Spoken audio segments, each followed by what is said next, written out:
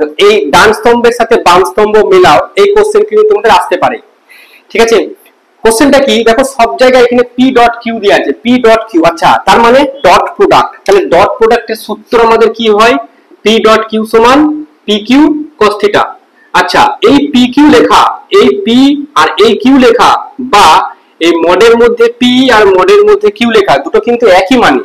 এইখানে জাস্ট এগুলো বোকা বানানোর জন্যই দেওয়া হয়েছে যে P Q P Q P Q মডের মধ্যে দিয়েছে, মডের মধ্যে দেওয়া আর নর্মাল পি কিউ লেখা একই মানে ভেক্টরের ক্ষেত্রে। তার মানে এইখানে দেখো হচ্ছে minus P Q, minus P Q কখন হবে, যদি দেখো থিটা যদি আমি 180 ডিগ্রি বসাই, থিটা যদি 180 হয় তাহলে cos থিটার মান -1, তাহলে পি কিউর আগেরটা মাইনাস আসবে, সেক্ষেত্রে হবে এটা তাহলে 180 ডিগ্রি কোনটা, অপশন সি এর সাথে হবে।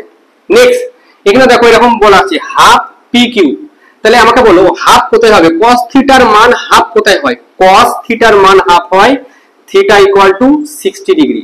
তারপর মানে এটা হবে থিটার জায়গায় 60, এটা কিছুই না, এটা হচ্ছে পি কিউ বাই 2, আর এখানে যেটা এই যে সংখ্যাগুলো দিয়েছে -1, নিচে হাফ, 1/√2, √3/2, এগুলো আসলে তোমাকে যাচাই করতে চেয়েছে যে তুমি কসের যে টেবিলটা, কস থিটা যে টেবিলটা, সেটা কি তুমি জানো না জানো না, সেটা এখানে যাচাই করছি।